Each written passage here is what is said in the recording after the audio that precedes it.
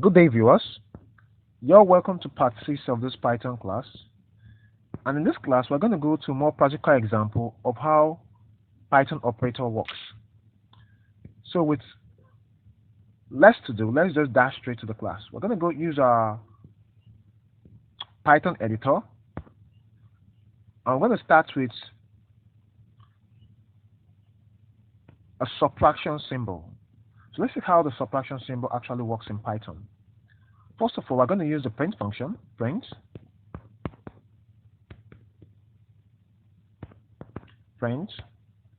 We have 100 minus 25. And once we click on the yellow icon by the right, okay, we have an answer. It gives us 75. Then let's move to the addition symbol. We also can do the addition symbol by typing print.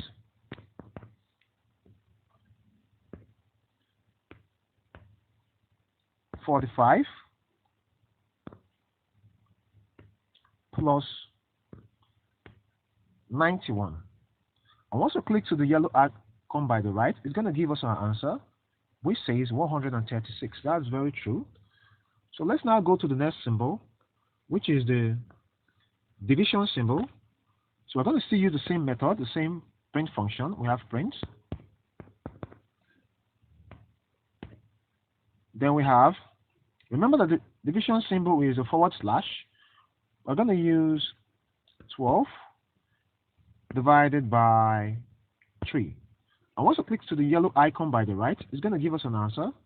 It says 4.0. It just round up to the nearest decimal. Okay, so let's go to the next one, which is our multiplication. We all know how the symbol for multiplication, which is the hash sign. So we're going to use print also here. We have, let's now look at 5 times 3. And once I click on the yellow icon by the right, it gives us 15. So that also works. Let's now go to the modulo sign, which we know is the double hash. And the double hash is used to explain a raised to power. Let's see how it actually works in Python. We can do 10, then the double hash, which means raised to the power of 4. And once we click to the yellow icon by the right, it's going to give us our answer, which is 10,000. So what it simply does is that it just multiplies 10 times 10 times 10 times 10. So let's go to the next symbol. The next symbol, we're going to look at the equals to, or rather, is equivalent to. That's what Python looks at it as. Then we have, let's now look at, we have 100 is equals to, we're going to give a double equals to sign, which means it's equivalent to 100. And actually, it's supposed to give us either true or false. Once we click on that, it's going to give us true. You can see that it's very true.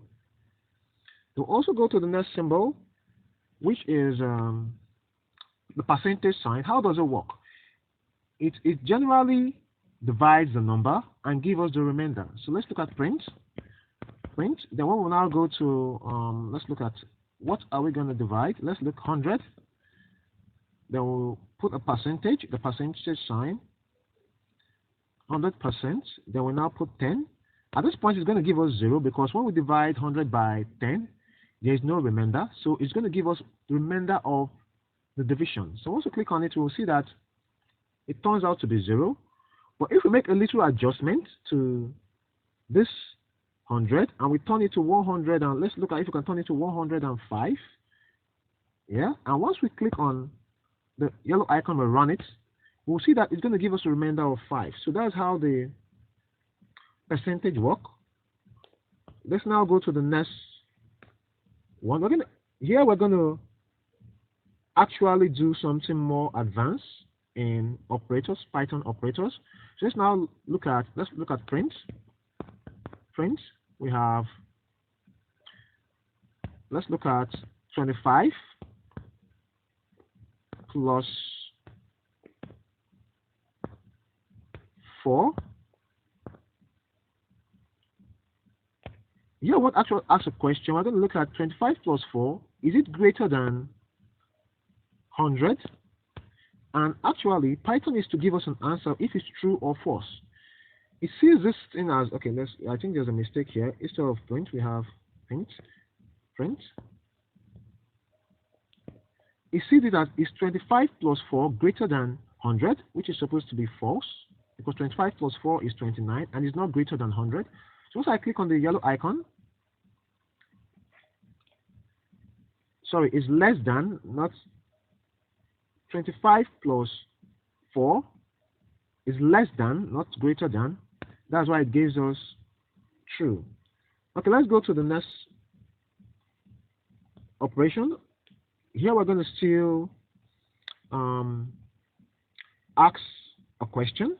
We're going to look at print. We now have, let's look at is 100 greater than 77?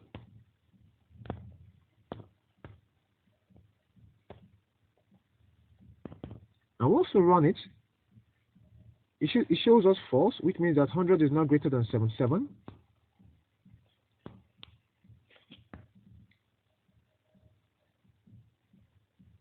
Here we're going to do a question and answer section. Let's now use how to ask question using Python. Here we're going to ask, what is 5 plus 6? Then I'm going to use my quotation marks, and I'm going to ask, what is 5 plus 6, not plus y, plus 6. Okay, here I have to retype it so that Python is actually going to give us an answer here. So here I'm not going to put any, because it's an integer, I'm not going to put any quotation mark. I'll just simply type 5 plus 6, and Python is going to know that I'm asking a simple question, what is 5 plus 6, and it's going to give me an answer. That means it's going to tell me exactly what 5 plus 6 is. So I'll just type print 5 plus 6. And once I run it, it gives me 11. So that actually works. Then we're going to ask more questions. Here I want to ask, let me just use print.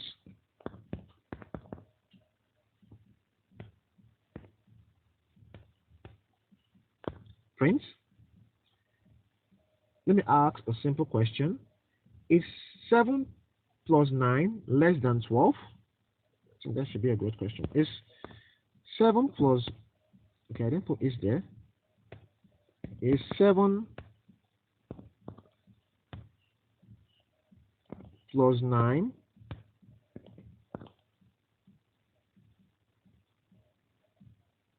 greater than 12?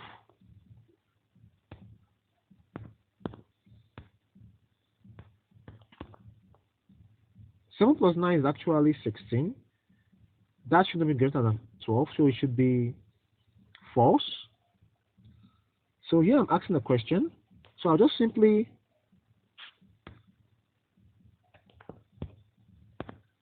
write print.